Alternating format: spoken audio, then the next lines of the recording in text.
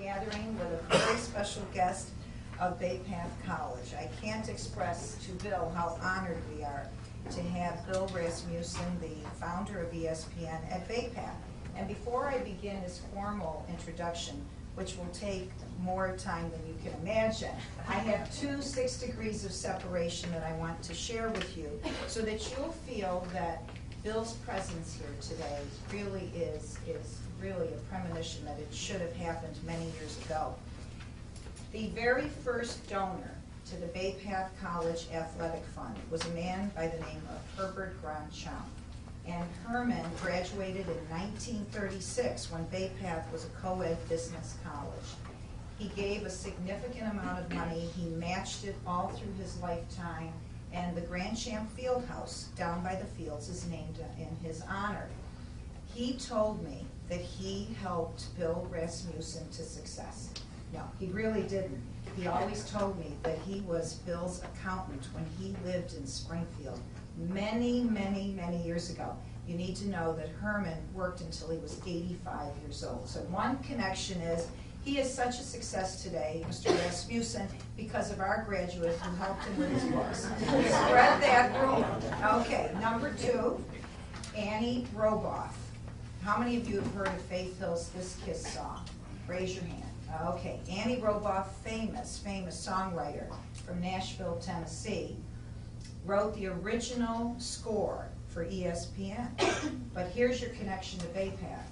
She rented our home in Maine for 3 summers. Okay, all right, and with that, I'm so delighted to welcome Bill Rasmussen, founder of ESPN and College Fan Sports Network, to Bay Path. As you know, he has been at the Enfield Athletic Hall of Fame, which honored him today for his numerous entrepreneurial achievements and contributions to sports and sports news. But Bill, as I said, has long ties to the Western Mass region, and we're pleased that he will be sharing his entrepreneurial insight and experiences with our entrepreneurial program, all of you. Many of you are undergrads, we have a few graduate students here, and those are our MBA students. We also have in our audience athletes, and we have a few alumni and other members of the Bay Path community. But part of our entrepreneurial program's mission is really to provide you opportunities to learn firsthand about the challenges, risks, and rewards associated with starting a business, which Bill knows all too well. Bill, whose media career began just a few miles away, is a local hero to many for his pursuits and entrepreneurial ventures, making him an admirable role model for business professionals. After a successful entrepreneurial job in advertising, Bill started his media career in 1962 at WTTT-AM in Amherst, and in 1965 moved to WWLP-TV, where he spent 8 years as sports director and 2 years as news director, handling numerous football, basketball, baseball, and hockey play-by-play assignments on both radio and television. In 1974, he left Springfield to join the New England Whalers as the hockey team's communications director, one of our majors. At the end of the 1977-78 World Hockey Association season, Bill was released by the Whalers and thus began his pursuit of the ESPN dream. On September 7, 1979, Bill's dream became a reality, and his entrepreneurial daring led ESPN to become the world's first 24-hour cable television network, where he pioneered such innovations as Sports Center, NFL draft coverage, and wall-to-wall coverage of the National Collegiate Athletic Association's regular season and March Madness basketball. Bill also broke cable television's advertising barrier by signing on Anheuser-Busch as cable TV's first $1 million advertiser. Just over a year ago, Bill and his team launched his latest innovation. You'll see it on his t-shirt, College Fan Sports Network. Since its premiere on September 7, 2007, 28 years to the day after launching ESPN, College Fans has become the world's largest online college sports community for students, alumni, and fans of college sports, and it is changing the way college sports news and information is delivered to fans worldwide. Just as his earlier endeavor, ESPN, changed the way people watch sports and sports news on television. Called the father of cable sports. Do you like that title, Bill? The father of cable sports by USA Today. Bill is a member of Enfield's Athletic Hall of Fame and the Connecticut Sports Museum and Hall of Fame. He has also been named one of the 100 most important people in American sports history. And Sports Illustrated recognized Bill's place in sports history, listing him among the 40 individuals who had significantly altered and elevated the world of sports during the second half of the 20th century. Let's give him a Bay Path welcome. Welcome, Bill.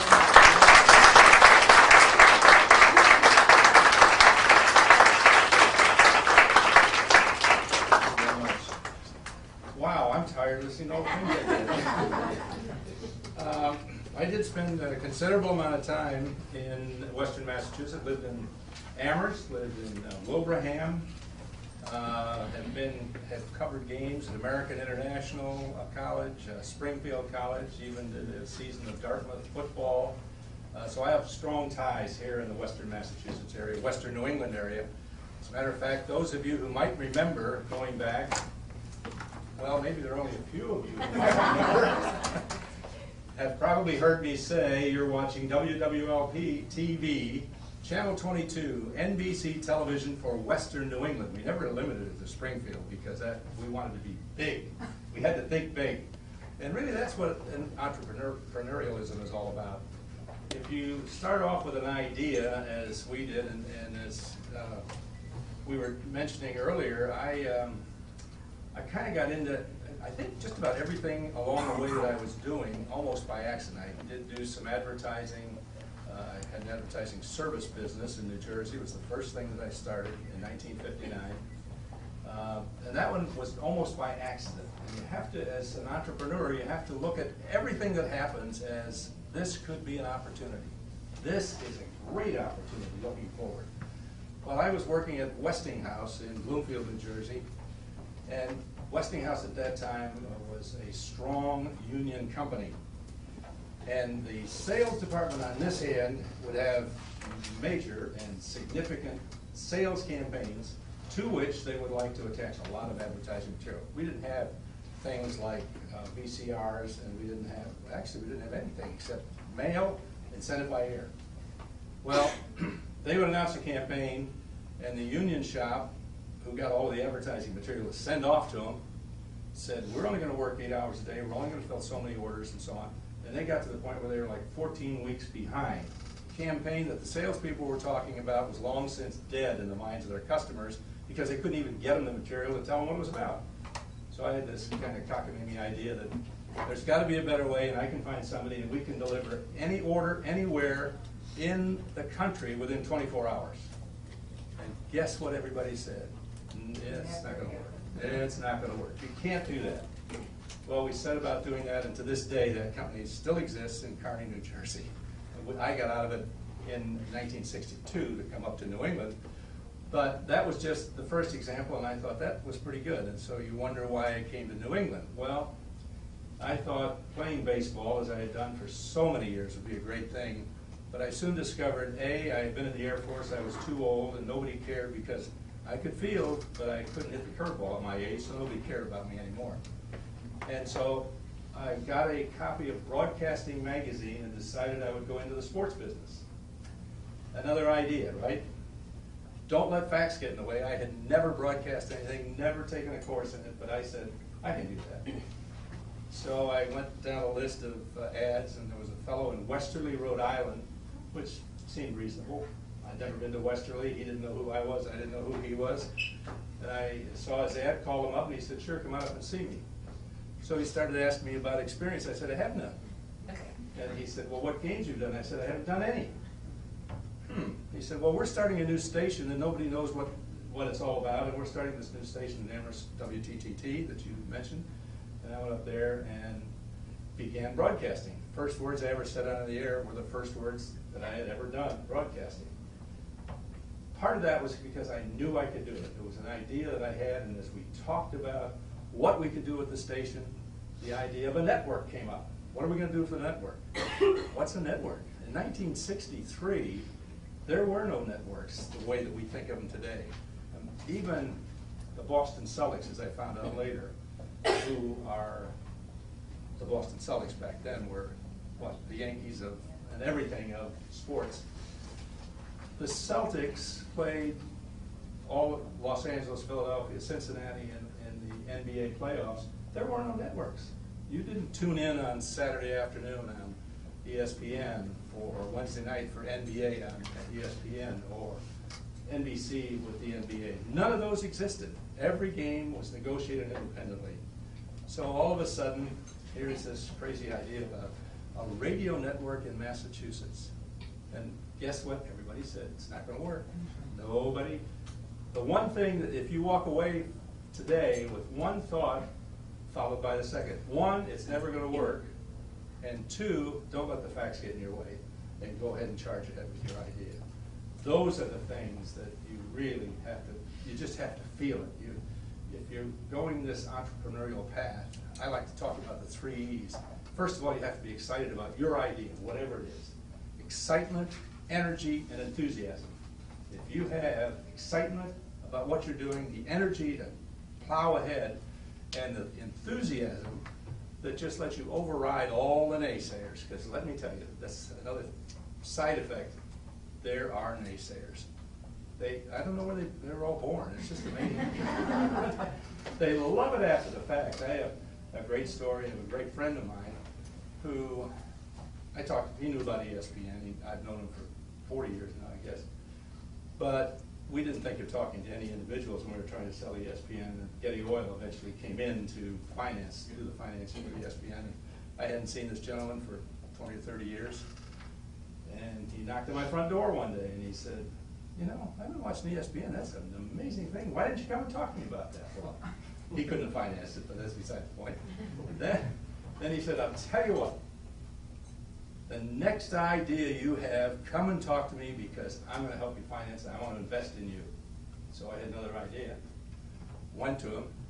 He said, you know, this is really a tough time for me right now. Did not want to take the chance. Didn't believe in himself or in I don't know if it was me or himself, but he didn't believe in the idea the way I believed in the idea. And when you have this, whatever the light goes on, if it's something you read about, somebody says something, whatever, something you've been thinking about, something you've been dreaming about, it's your dream. I always want to do X, fill in the blank. I think because we live where we do, in this environment, this great country called America, we can be anything we want to be. And somebody said to me recently, I'm gonna have a birthday next week. I'm not gonna ask anybody to guess what it's gonna be, but I'm gonna have a birthday. I was talking to a gentleman and he came up to me and he said, you're too old to be an entrepreneur. You're too old to be an entrepreneur. That's like me coming to all of you and saying, you're too young to be an entrepreneur. From the time you've been little kids, from the time I was a little kid, we've all had ideas about doing something. So you're never too young or too old or what it might be. And my answer to him was, I'm just starting the fourth quarter, the most exciting quarter of any game in the game of life. The fourth quarter can be even more exciting for me. It's been pretty exciting so far, I'll tell you that, along the way.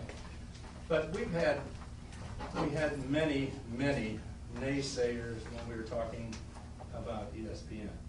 I had this, in my mind, nobody could say no to this.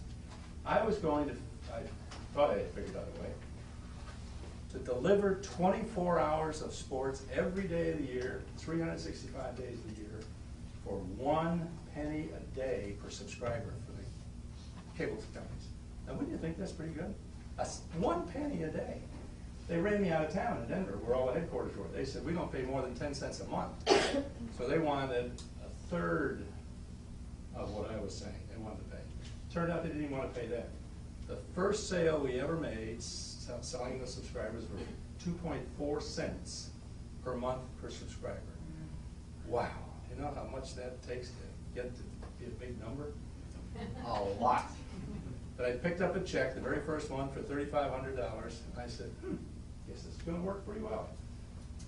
little juxtaposition of then and now. Today, ESPN charges $3 per month per subscriber, $3, not 1 penny a day, and they have 100 million subscribers. Now, if you do that arithmetic, and most all of it, I imagine, is composited electronically, wouldn't you think? Wouldn't you figure? So when the calendar turns, ka-ching, $300 million goes in the till. That's not a bad business. The next thing you say is, why'd you get out of it? So, am I right? Was anybody thinking that? In 1984, when Getty had recently been sold to Texaco, and Texaco declared that they were just going to be in the television business. They weren't going to be, I mean in the oil business, they weren't going to be in the television business. They decided to sell it off to ABC, and they sold it, and the numbers on the check exceeded the $95 a week that I was making when I was working up at WWLP. So we all of us, all of the original investors, sold our stock in 1984, and all went our various ways. And people would ask, why did I do that? And I would not have had the life I've had from then until now had I not done that. Not that I didn't believe in ESPN anymore, but when you get into the big corporate environment, if you're an entrepreneur, you will very, very quickly be frustrated. Because some corporate, more than likely vice president, or at least senior director, will come and say, well, now this is the way you've done things before, but this is the way we're going to do them now. Perhaps the most graphic example of that I discovered was the first meeting I had with the human resources people at Getty Oil. They said, now, our policy is that from the top of a pay scale to the bottom for a specific job, announcer, let's just pick one, top to bottom cannot vary more than 10%. That doesn't work in the broadcasting business. We hired Jim Simpson, we're paying him a gajillion dollars, and we hired Chris Berman, who we were paying $300 a week. Chris Berman, by the way, makes more than $300 a week, in case you're wondering about that question. So they had to, instead of saying, well, we're going to adopt to your business, they made us adopt to theirs. So they were shoehorning titles. They said, well, we'll have to call him a senior emeritus, an announcer emeritus. We'll have to call him a senior, and they created this whole cockamamie list of titles just to make it all fit with what they wanted to do. The next one was even more bizarre. They said, now on the administrative side, anyone who makes, and they had a whole dollar chart, it was just a, I guess today it would be an Excel chart, down the left side, across the right side, across the top to the right, and it was by square foot. Literally, your title was by square foot. If you were a vice president of something, you had to have an office up to this many square feet, and that carried one desk, one sofa, a 9x12 rug, and you know. And I said, what is this? And they said, go down to the next one. And I was talking to the guy that became a very good friend. He said, that's the way it is. He said, I just went up to the 9x12 rug. Before that, he had been an 8x10 rug. That's how he defined his position. So as you can see, when you get into that corporate mentality, they say they love your idea, and they do, and as it turned out, ESPN's a very good idea. But there's no way that I could have survived in that environment. There's no way that my makeup doesn't fit in the corporate makeup. And you'll find that's going to happen as you go forward with your idea. And another thing that always happens, if your idea is a success and someone comes along and says they're going to invest in your business, they want to be a strategic partner or whatever it might be, the first thing it seems that they say is, well, you're not an operating guy, you're just an idea guy, we don't need you anymore, we need all the operators in here. And that happens time and time and time again. There are two ways you can react to that. One is, what do you mean, it's my business, I'm not leaving. And the other is, okay, you're in charge, I'm going to take whatever it is, stock, cash, etc., and move on, have another idea, and do it all over again. I've lost track of how many businesses I've started, but I know of 4 that have been very successful. And you know what? The average of, I don't know, 4 out of 15. I wish I could have hit that well. I would have been playing baseball. I couldn't get to that batting average. But it's being an entrepreneur is a life of spectacular risk sometimes, spectacular gain sometimes, but always spectacular excitement. And the neat thing about being an entrepreneur, I believe, is you can look to the person sitting next to you and they may help you and they may be enthusiastic about what you're doing, they may support you in many ways, but at the end of the day, it's your two hands. It's all in your hands. It's your idea, and whoever can help you, you welcome that, but at some point they'll say, you know, why don't you do this? Well, if you like doing this, it's a good idea, but if not, stick to your idea and stick to your ideals and stick to your thought as you go forward. You know, it sure beats punching a time clock, let's put it that way. I don't think anybody in this room is going to do that, but it's a life that if you go down that path, you will be frustrated, you will be amazingly excited about certain things, and if you're successful and you stick with it, you'll probably do a lot of good, make a lot of money. Whatever it is that you set out to do, you will be successful. There are, I can't tell you how many ESPN stories that I could pass along to you that you might like to hear, and I know some of you have to go off to class in 3:45. So I wanted to let some of you ask some questions, and then we're not going anywhere. I'll be here. We'll chat with whoever wants to talk about some more things, and I can give you some great ESPN stories. You wouldn't believe how many guys fell in the mud of our first parking lot because we couldn't get them paid fast enough and that sort of stuff. But anyway, any questions? Yes, ma'am. How have you seen your idea grow and change as you kind of like let it go? The ESPN grew with the cable industry. Big corporations, this is another one thing, they always want plans. And they want the worst case, the best case, and the most likely. Well, if we knew the answer to all of those things, we'd only write one. So anyway, they get all three of them. But he asked me to write one saying, what about the cable industry? How is ESPN going to fit? How can we grow? And so, to put it into perspective, from the early 1950s to the time we went on the air, there were only, the cable industry is only a little over 12 million households in the country. So I wrote this report and I said, wow, he's going to not like this because we're projecting 30 million by the end of the decade. And I remember we were walking into the meeting, and he took the papers, and he was holding them just as your pad of paper. He read it, he threw them in the air, and he said, if this is the kind of irresponsible planning, how can we do business with somebody like that? And I love to tell this story because he was right, I was wrong. It was 60 million, and that's the part that I love to tell about it. So I think it was the industry growing, and then there were certain mile points along the way. The introduction of Sports Center. Sports Center to this day, I don't know how many months ago, but it passed everybody else. It is the longest running, and it's had the most episodes on television of any show in television history.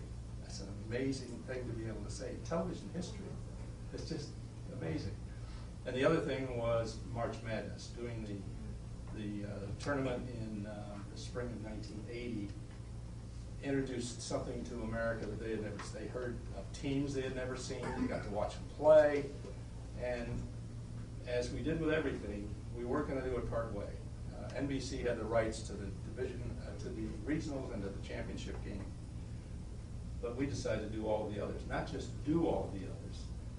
When the first game went off on Thursday afternoon, the first day, we went all the way around the clock until the last one was finished, and then we started replaying the first game that we had done, kept on going until the game started on Friday, did the same thing, and went right up until NBC started at Saturday noon.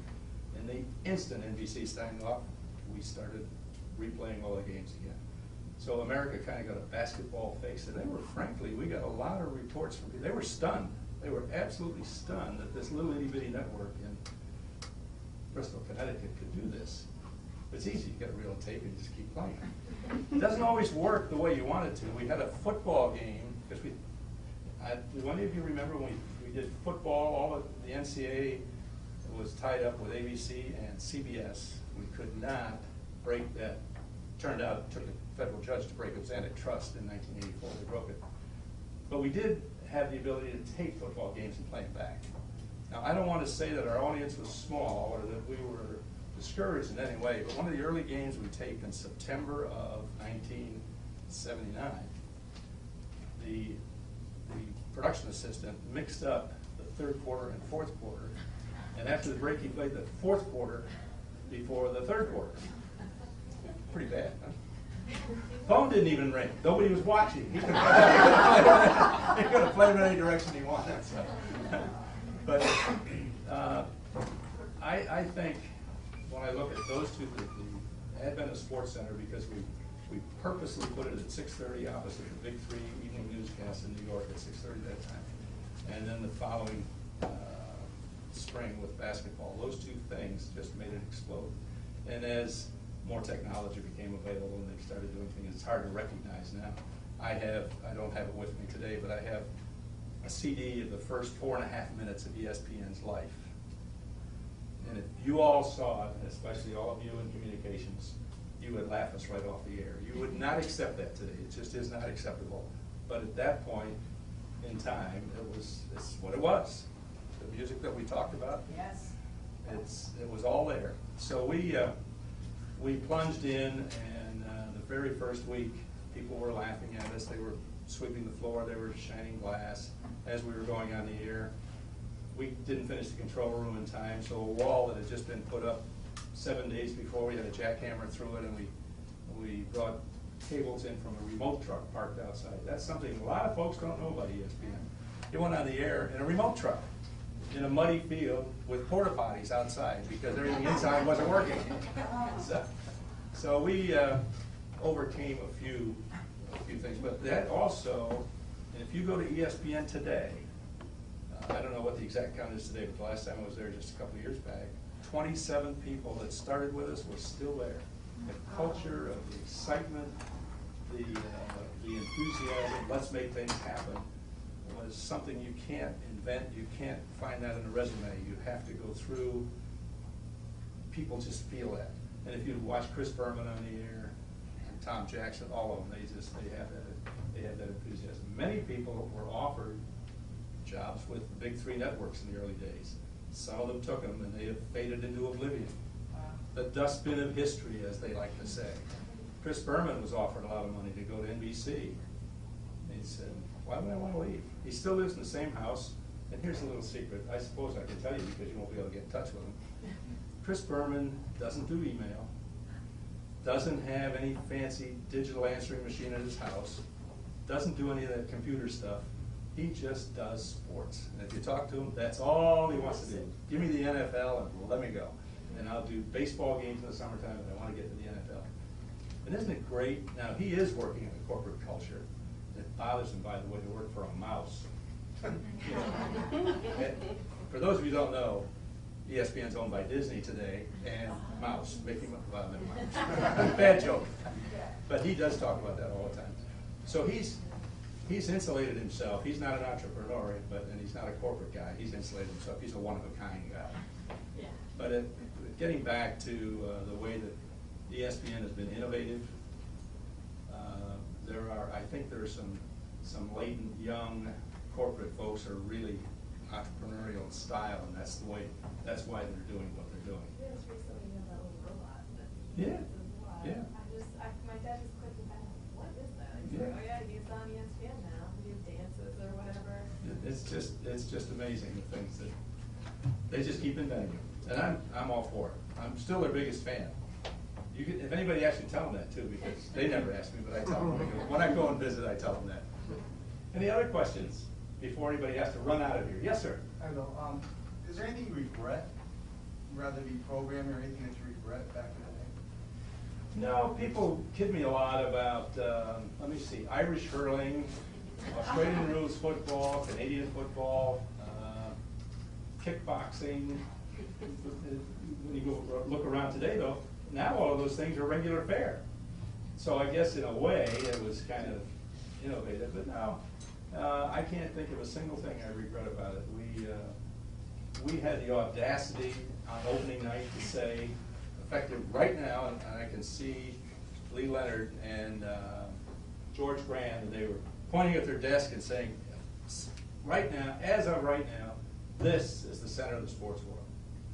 How brave is that? I mean, we didn't even know anybody was watching. We were telling them that's where it is.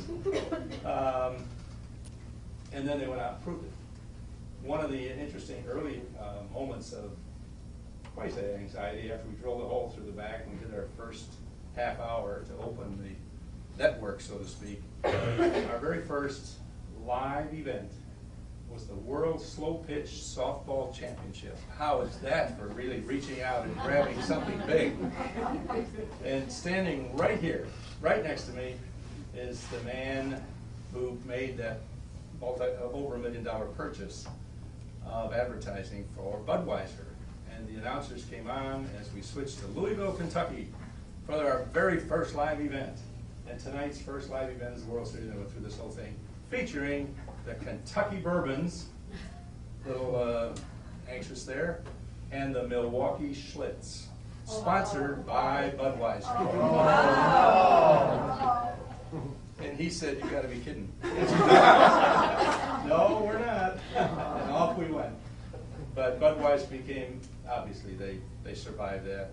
And they survived it because we gave them, we guaranteed them that every hour we were on the air, they would be guaranteed a minimum of one advertising exposure of some sort.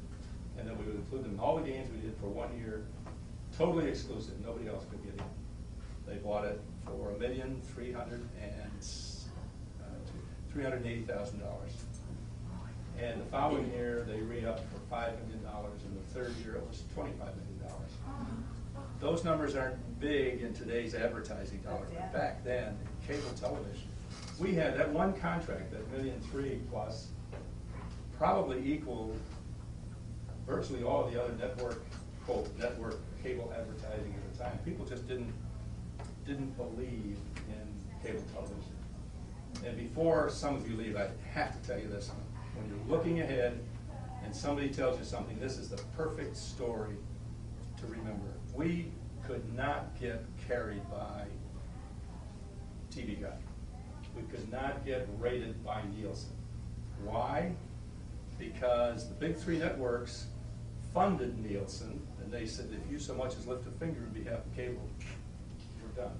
So Nielsen resisted, but until finally the weight of people saying, advertisers coming to them. They knew people were watching cable television, so they finally relented. And I think it was 1982 they finally started rating cable TV. But the one that I remember, the one that got me the most, was trying to get listed in TV Guide. People would say, how come we can't find you in TV Guide? Well, TV Guide had the same arrangement. The big networks pressured them, bought a lot of advertising. So we finally got a meeting with the right guy. The right guy. He finally said, no, we're not going to list you. Why not? Is that what you said? Wouldn't you naturally, your first go, why not? He said, because real networks only have 3 letters. I'm not kidding. Real networks only have 3 letters. Well, now, wait a minute. Where is that written? You know, since the history of television networks were 27 years old and real networks. Anyway, long story short, we finally got them to list us. You know how they listed us? ESN. They made us a real network. They got us down to 3 letters.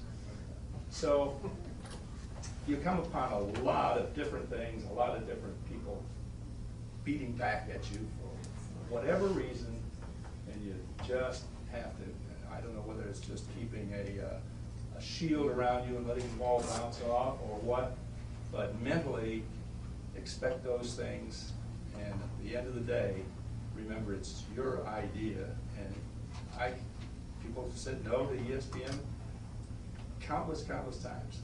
Just the other day I was talking to someone, and he said it's never going to work. I don't even remember what the idea was that we were talking about the other day. And I laughed, and he said, what are you laughing about? I said, do you know how many times I've heard that?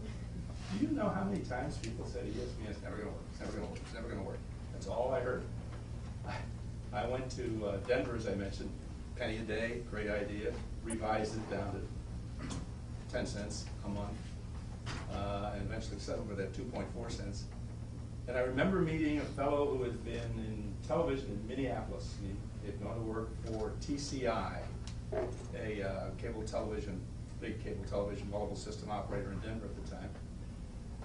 And he invited me in to tell my story. By the way, the story was we didn't have computers, first of all. We didn't have email to send them in advance. So I had a typewritten page, had 11 lines on it, that's all. It said, we're gonna do this, this, this, this.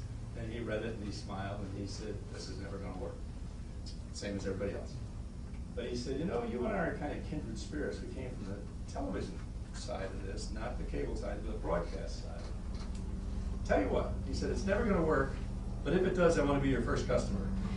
Now, talk about standing on the fence, but you know what? They weren't the first, they were the second company, the second major company to sign up with us, so we were very pleased. Other questions? Yes, ma'am. What were your other 4 successful businesses? I did the advertising company in 1959. It's called Ad Aid Inc. INC, Ad Aid Inc. What we did is we started renting warehouse space, and then from May of 1959 to October of 1959, we started off with 800 square feet, and a month later we were up to, added, not up to, we added to 2,500 square feet. Then we said, this is pretty good, so we rented 15,600 square feet, and then took the whole space of over 30,000 square feet, and just kept filling it up with business. It was just an incredible time. We had a railroad siding behind us, and we would bring things in the front door, process them, put the label on, put them on a railroad car, and send them out. And if it was somebody really needed it overnight, we called at that time Emory Air Freight. There was no FedEx even, I think. I didn't know about that. Emory Air Freight was coming in. But no matter what we did, we had truckloads of material coming in the front door. We processed and sent it on its merry way. The biggest single order we had was to repackage nearly 2 million. It amounted to a full railroad boxcar of light bulbs. Change the packaging. Now that's a challenge. And our motto was 24 hours. Everything's done in 24 hours. And we set up a production line, the boxcar. Boxes came off on one side, got reprocessed, went right back to the other side, and we hired enough people to get it done, and we turned that boxcar around in 24 hours. And you know what? Doing that really brings a lot more business because you deliver. And the kind of companies we were dealing with, Westinghouse, General Foods, General Motors, when you deal with those kind of companies and deliver on their deadline, meet your deadline for them, that helps them a great deal. But that was the first one.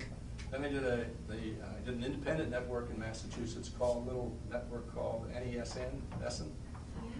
It was, back in my day, it was a little itty bitty network, but Nesson is still there, still doing things.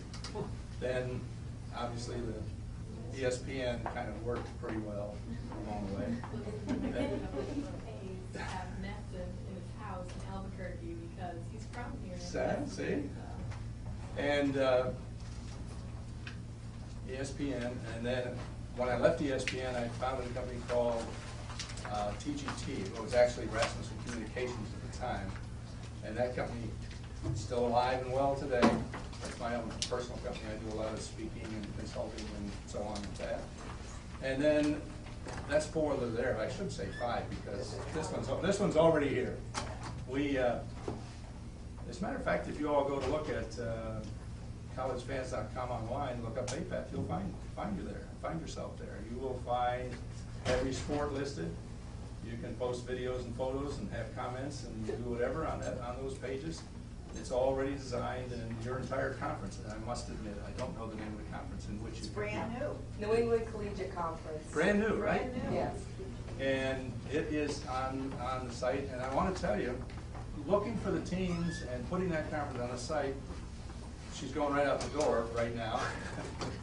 Lynn Daniels, the founding partner in this business, found you and put your entire conference into the database, so you're all there, right down to your school colors. How about that? Good. And we're going to talk to you about that before you leave today. Okay, I'm not leaving.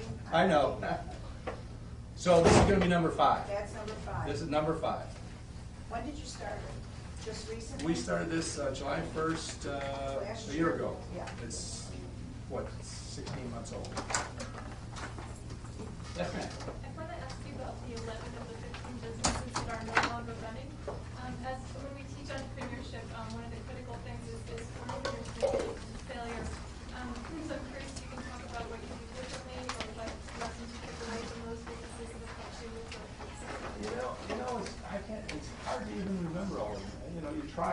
idea, and you have to come to a point where you say, okay, it's not gonna work. And you just have to walk away. You might, you feel disappointed. You've probably lost some money. But I can honestly say I don't regret trying a single one of them. They didn't work for whatever reason. Were there lessons that you took away from them that were useful for the rest of them? I guess it made me feel stronger each time to go to have the courage of my convictions and continue. It comes back to I can make it happen, and if it doesn't happen, it's my fault. And I have a lot of people say, "Oh, it can't be your fault," and I understand that. But really, at the end of the day, if I'm going to say this idea, it's me, it's exciting, I'm going to make it work, then if it doesn't work, I guess I have to take that responsibility too. But I honestly, I don't even remember it. I mean, I've got them listed and I can go through them, but it's just one of those things. And you're willing to stay behind while we... Oh, yeah. Okay. Yeah, I was just going to say, ask any question. You all have to go off to class. Go right ahead. I'm looking at the clock. Sorry to keep you waiting. And before, we want to have more questions, but before we do, I don't want to lose our audience to say that this has been an extraordinary presentation, and I do want to talk to him about our school colors. We do have a gift for you, Bill. We do. And if I were to summarize this gentleman who has graced us with his presence, I have to tell you, he is a busy man. We are so fortunate. We thank you so much for bringing him to us. And just know, a busy man, but look what he's doing. He is spending time with all of you. And each one of you will leave today with at least one great idea, which you have given to us. But more importantly, I want every one of you on email tonight. I want you text messaging parents, friends, grandparents. I want you to about whom you met today. Because when you tell anyone that you met Bill Rasmussen, the founder of ESPN, do you know what they're going to say? How did that happen to you? You are so fortunate. So on behalf of all of us, and we're going to stay as a small group for those of us who want to ask more questions, but on behalf of all of us, I can't thank you enough, Bill. I am just thrilled that you're at Bay Path College. We'll never forget this day. I will never forget this day. And a small gift, very, very small. I hope you'll replace your college fans with this gift. It is one of our Bay Path sweatshirts, so know that we hope you'll wear this, and maybe we'll see it on television, right? Maybe we'll see this on TV someday. You never know. I'll tell you where you're going to see it. You're going to see it on College Fans. We're going to see it. It'll be right there.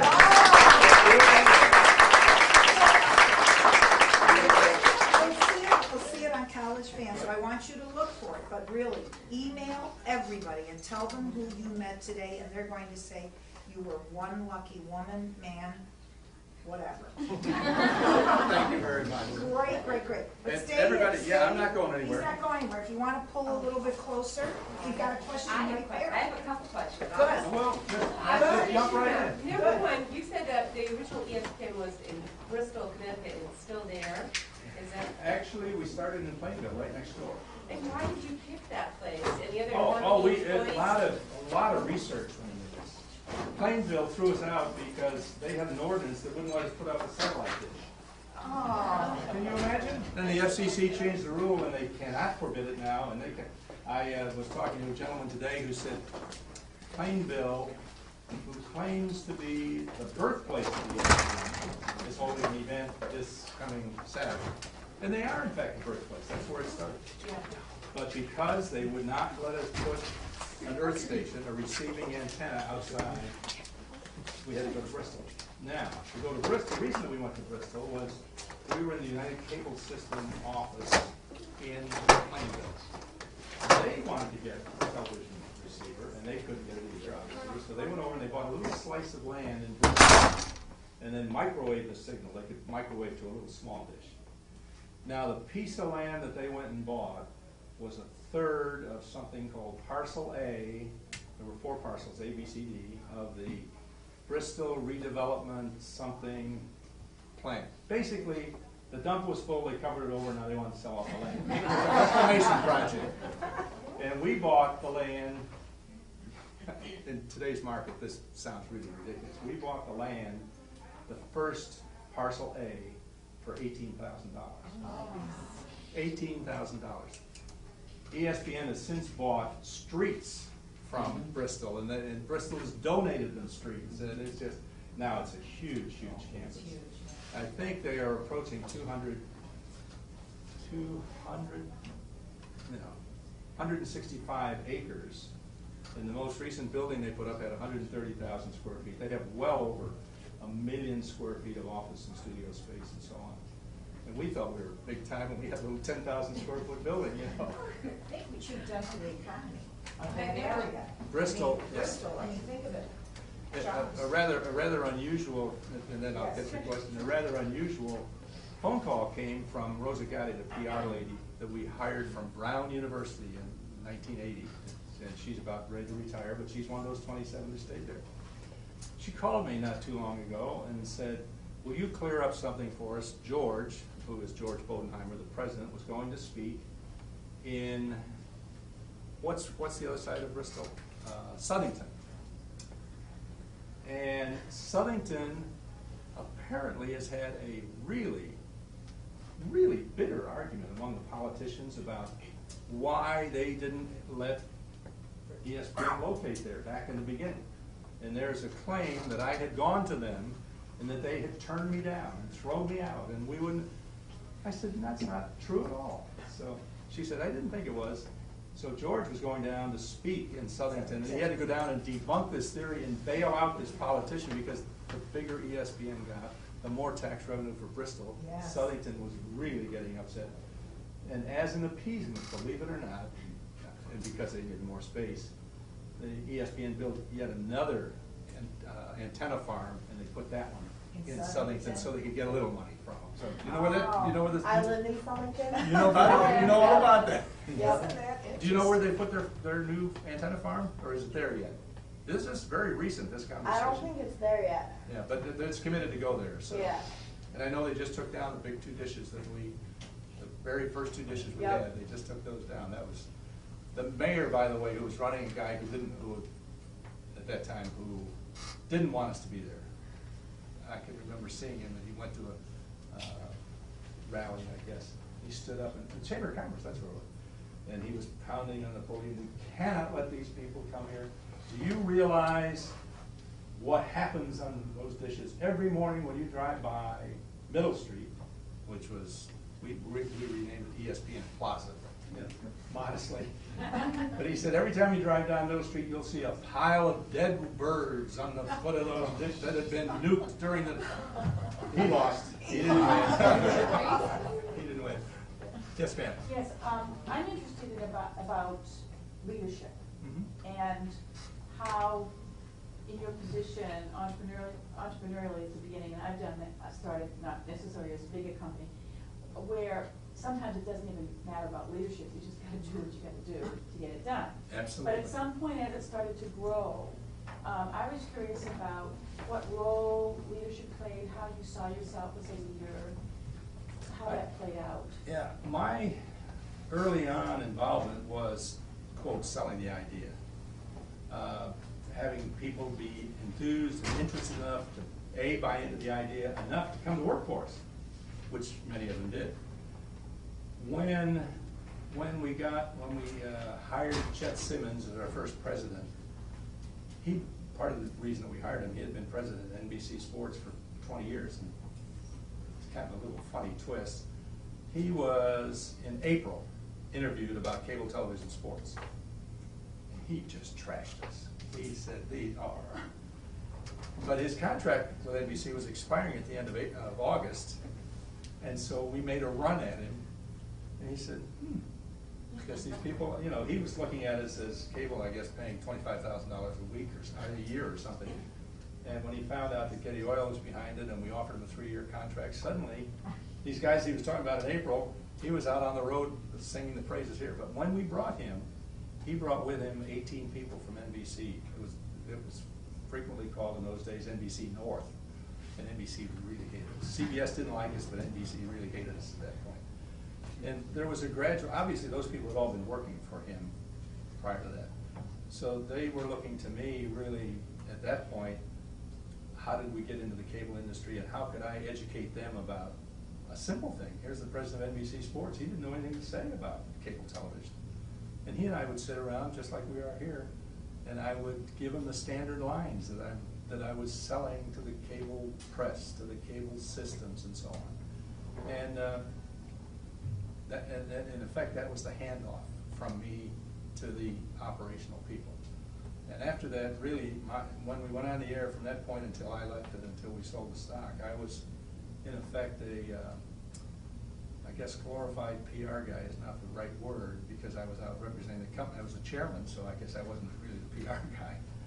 But I would go with people if they weren't really feeling comfortable and confident about where we were.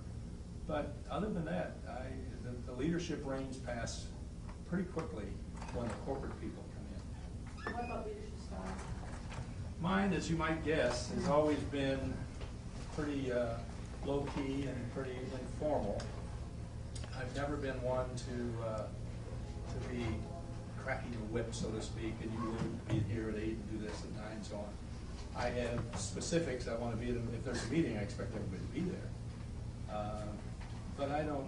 I'm a pretty. I don't know. I guess I would say casual approach is not quite right, but informal and more open and friendly approach. But I have my moments. It takes a lot to get me to get to one of those moments, but I have them. Yes, sir. It changed my life. I just want to let you know. Yes. As a teenager, when ESPN came on TV, it was something new to us growing up, and it was just wonderful to have that. How did you break down the barriers to get the basketball championship? Where CBS, there was one network covering. How did you direct all that energy to convince them to come to you so that when I was in college, I could watch college basketball games every single night with my friends, around the clock, and that was something that never happened before. How did you manage to do that? It was, we decided early on that the NCAA, because of all the college events that they had, would be a cornerstone. And the only thing that we overlooked was that the NCAA had not yet recognized that they were going to be a cornerstone of ours. We had to just go and inform them of their new position in the world, which is what we did.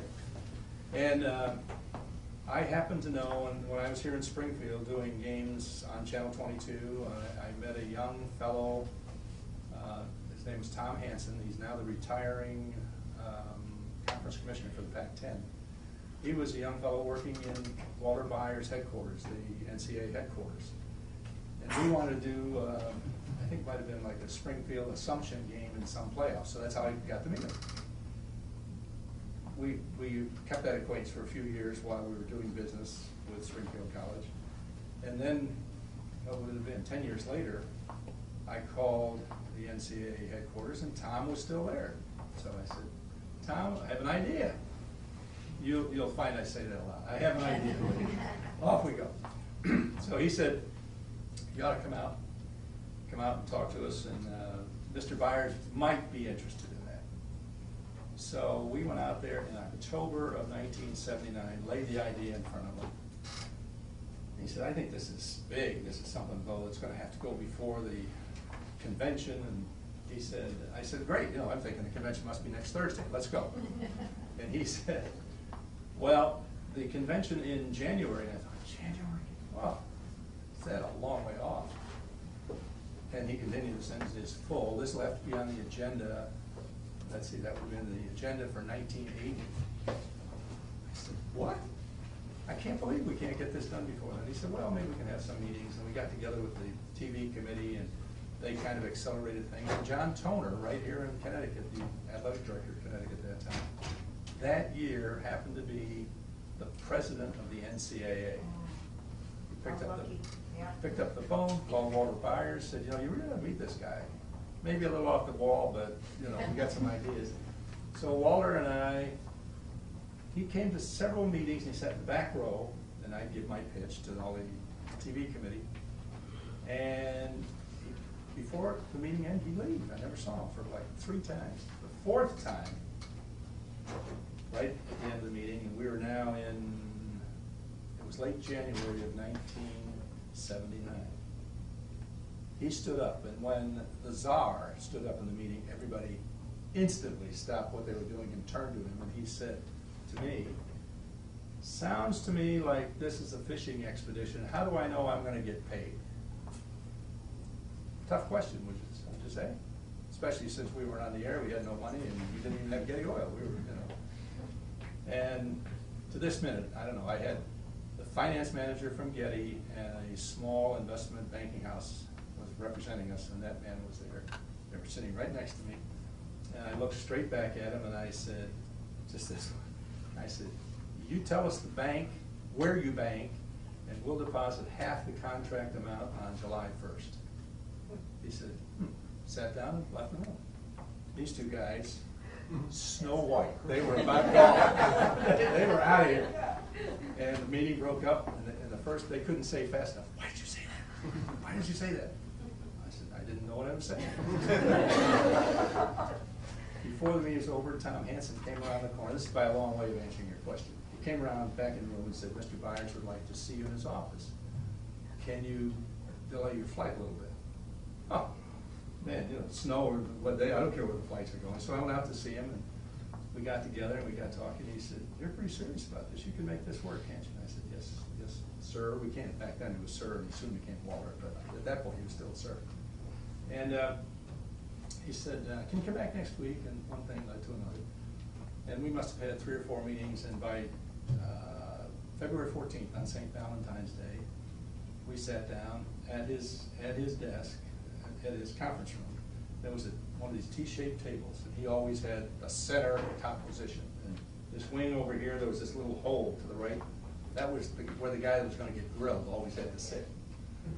And so he said, that was always my seat. And so then he said, "You're really going to do this, aren't you?" He said, "Let me ask you a question. If Weber State and Lamar Tech happen to be paired in the NCAA round 1, would you televise that?" I said, "They're in the tournament. Everybody gets televised."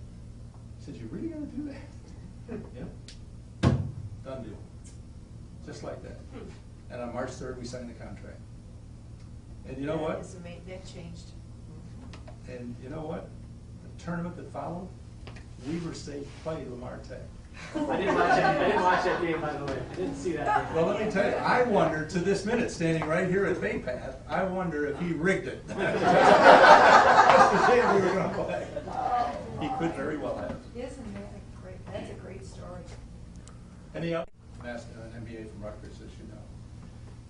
I think the biggest thing that it did for me was it actually opened my eyes to being able to do all the kinds of things that we're doing right now, that I've done all these years.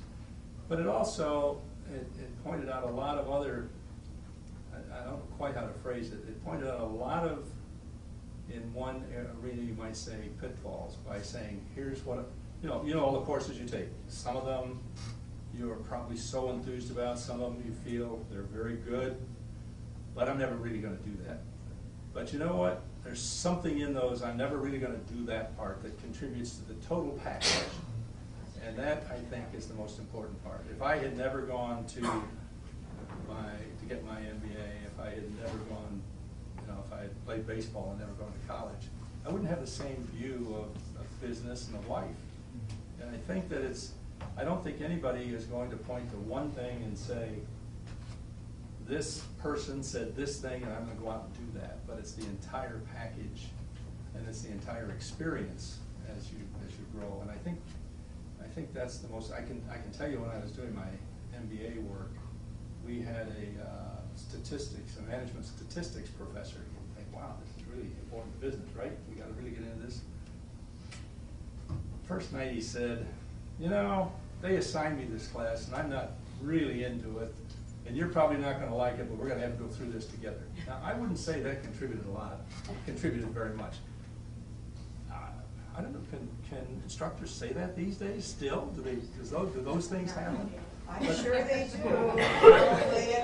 They better not, but I'm sure they do. Never at Bay Path. No. Right, never at Bay Path. But for the most part, I think all of the instructors I had were enthusiastic and certainly encouraging.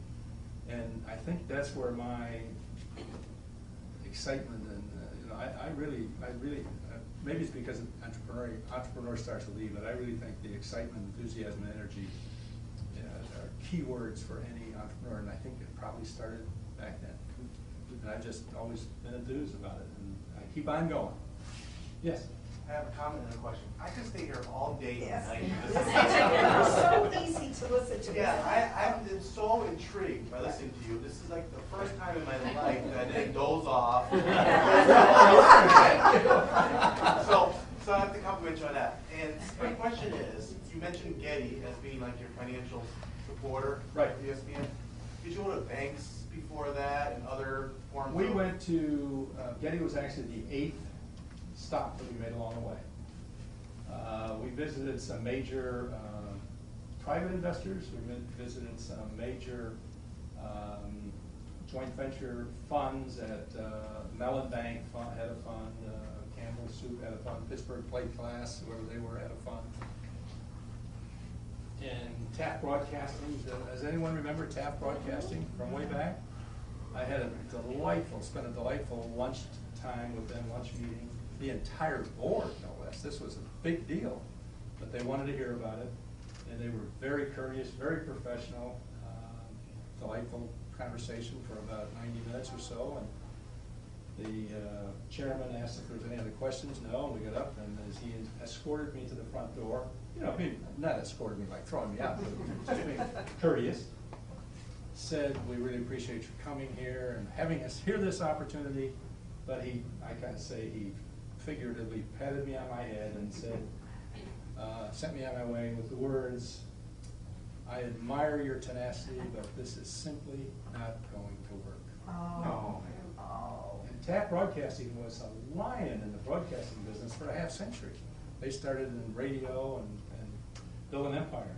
But they were in television in Ohio. They just weren't buying into the cable idea. So with that said, did you see these people in your past and say, "I told you so," or? Sometimes at night I think about that, but no, and you know what, that's another thing. I just wouldn't, it's my nature, I wouldn't do that. It's just, there's nothing to be gained, and as Chet Simmons in April trashing us and in August working for us, Don't burn bridges, right? burn bridges. Don't burn bridges. Don't burn. Yes, ma'am. I have another question. Who was the first woman broadcaster you had on ESPN? Do you remember that? And secondly, I've got to say, one of my favorite movies of all time is Jerry Maguire. I don't know if any of you guys know Jerry this. Maguire. The They might not Sports even Center know it. scene in that is so classic. And I don't know if you want to make a comment on it, but I just think it's hysterical. Anyways. I believe Gail Gardner was the first lady. She left us. She was one of those who was wooed by a major network, went to NBC, and they suddenly found nothing for her to do. And the last time I saw Gail was, I saw her at the 25th anniversary party a couple of years ago. But I had seen her earlier than that, I don't know, maybe 10 years ago. She was working for the cooking channel. Food Network. Yeah. Food Network, right. Is she still doing it? I don't know. She's kind of faded. She was one of my favorites Yeah. in college, and then she just kind of Just faded. disappeared. NBC didn't really They didn't take work advantage. out, and she just kind of disappeared. That's what happened with that's why Chris Berman said, why would I want to go there? Right. NBC doesn't have 24/7 sports. You can always find a hole to do something in 24/7 sports, but if you have 3 hours a night. Right. When we started ESPN, all 3 networks combined were doing a total of 1,300 hours of sports a year, of sports of any kind. 1,300 hours a year. So that you're not all having to do the arithmetic. There's 8,740 hours in a year. We said to everybody, we're going to do 8,740 hours of sports. And we bragged and said, more than 6.5 times the networks combined. That's one thing you have to do. You have to be a little marketing oriented. You have to go out and make some brash statements every now and then. But then when you deliver, it's okay. You don't want to hear that, right? No, you don't know what Am I destroying the whole curriculum here? This is so good. This is so good. There's somebody else back there. Oh, okay. Was SportsCenter the first kind of like program on ESPN, other than just broadcasting, or what was the first kind of like? What we did when we started off, the first 30 minutes we introduced the network, basically. And we said during this time, we're going to do this. And we started off, I didn't think I'd get to say these words. You want to hear all of this? The very, very first words? Yeah. You might suspect that I have them. Yes. If you're a fan, what you'll see in the next minutes, hours, and days to follow may convince you you've gone to Sports 7. Beyond that blue horizon is a limitless world of sports, and right now, you're standing on the edge of tomorrow. Sports, 24 hours a day, from ESPN, the Total Sports Cable Network. How many viewers heard that? What's that? How many viewers heard that? Oh, I think only my family in Peoria. We had no idea because Nielsen wasn't rating anything. Yeah. We had no idea how many people heard those first words. So you really had no idea who your demographic was? I mean. Demographic, we couldn't even find it in the dictionary. Our whole premise was sports fans. Yeah.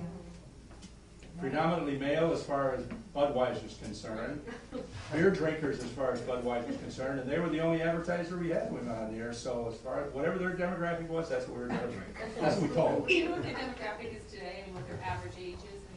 It's, I did see those recently. It's still heavily young male oriented. Young as in like 25, 34. I know, my kids come down every morning and it's the first thing they turn on. Yeah. And they're 11 and 14. Yep, yep.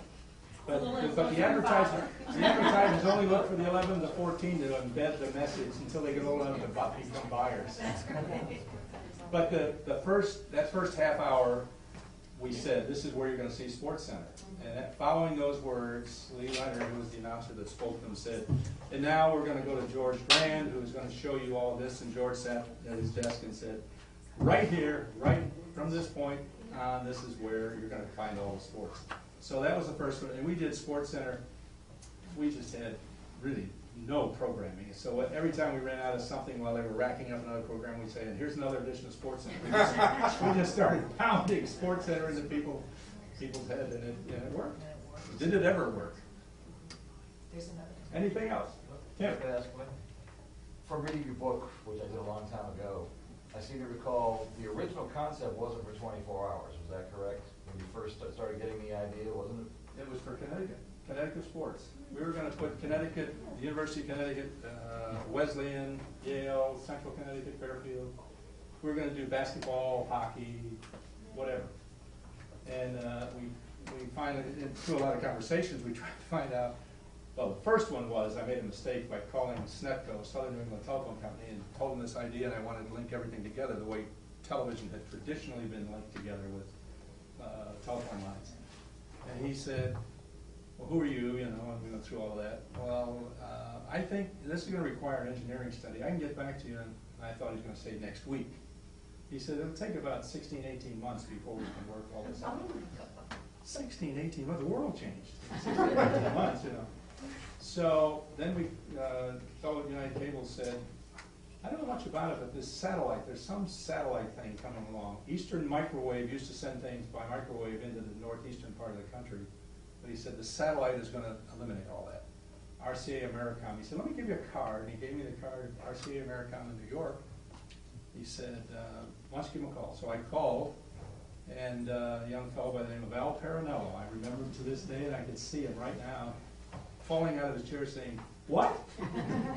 Nobody ever called RCA.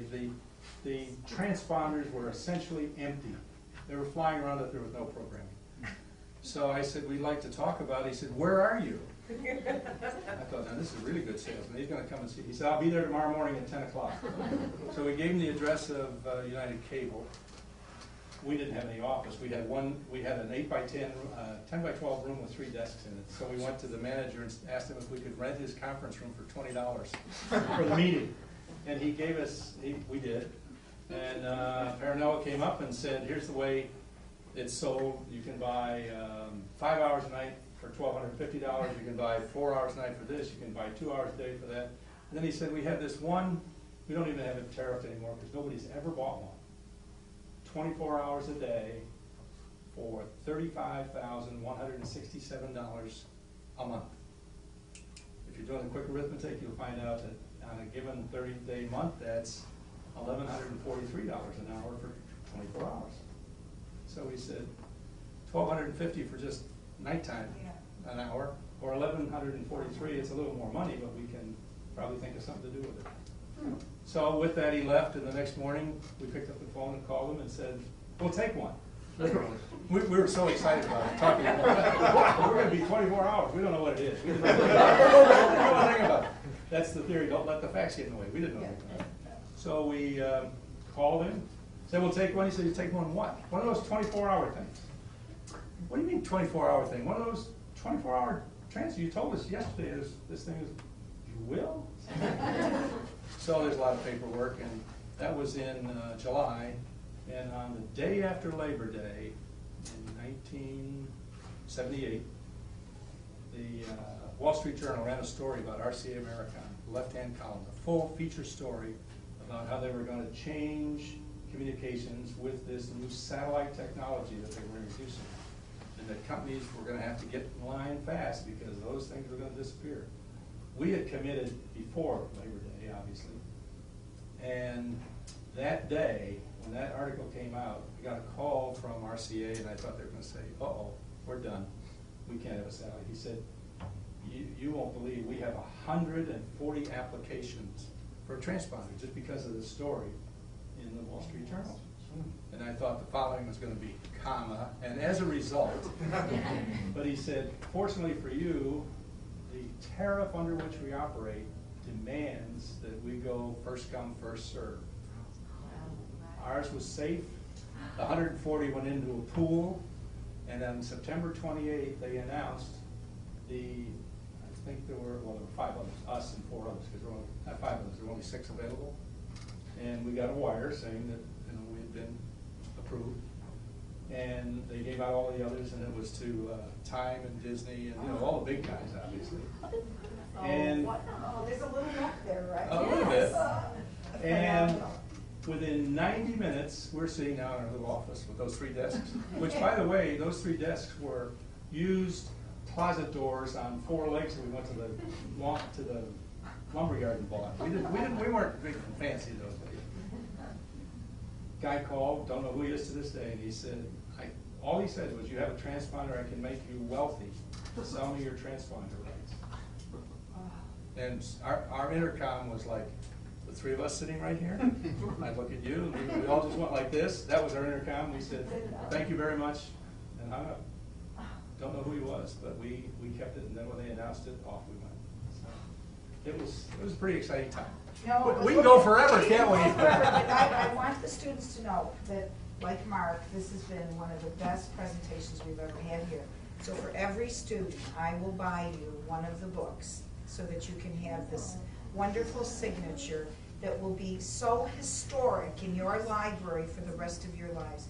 Would you spend some time? Absolutely. Okay, so no, I wish I could do it for everybody in the room, but I think the students who can share this with their families will really appreciate this, if you don't mind. But again, I cannot thank you enough, Bill. This has been one really of the best presentations to classes we have ever had. So let's stand and give them a rousing big round of applause.